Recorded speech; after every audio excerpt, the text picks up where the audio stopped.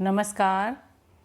आज कक्षा 6 के साइंस के लेसन 1 के पार्ट 2 में हम जानेंगे भोजन के रूप में पौधे के भागों के बारे में जो हमारे खाने के काम में आते हैं। हमारे भोजन का बहुत बड़ा भाग हमें पौधों से प्राप्त होता है। हम पौधों के अलग अलग भागों को खाद्य के रूप में इस्तेमाल करते हैं। जैसे सरसों की बात करें तो इसकी पत्तियां पालक व बाथू के साथ पकाकर साग के रूप में खाई जाती हैं, जिसे सर्दी में बहुत ही चाव से खाया जाता है। सरसों के फल फलीनुमा होते हैं, जिनमें काले भूरे बीज भरे रहते हैं।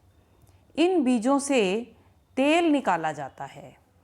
घर पर बहुत से व्यंजन बनाने में हम सरसों के तेल का इस्तेमाल करते हैं। इसी प्रकार मूली की जड़ के साथ उसकी पत्तियों की सब्जी भी बनाई जाती है। अब हम एक छोटा सा क्रियाकलाप सीखते हैं।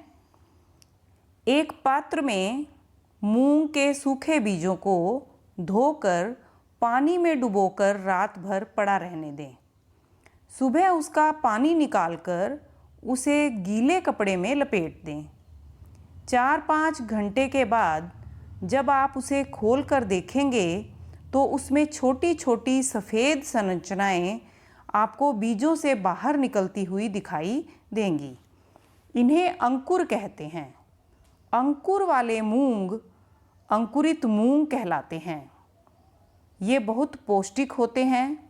इन्हें सावधानी से धोकर थोड़ा उबाल कर इसमें कुछ मसाले डालकर आप स्वादिष्ट नाश्ता तैयार कर सकते हैं।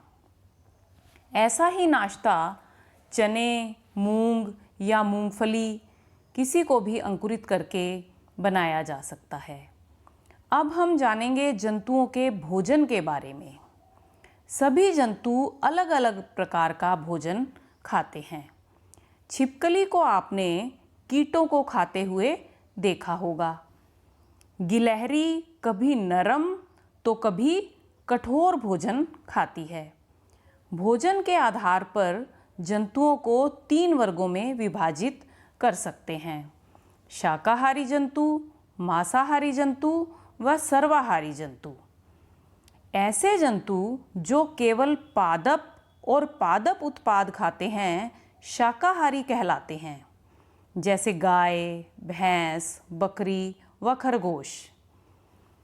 मांसाहारी जंतु ऐसे जंतु जो अन्य जंतुओं का मांस खाते हैं मांसाहारी कहलाते हैं। शेर, चीता, बाघ आदि जंतु मांसाहारी होते हैं। कुछ जंतु ऐसे भी होते हैं जो पादप उत्पाद व मांस दोनों को ही खा लेते हैं। ऐसे जंतु सर्वाहारी कहलाते हैं, जैसे कुत्ता, बिल्ली, चिड़िया, कौवा आदि सर्वाहारी होते हैं। धन्यवाद।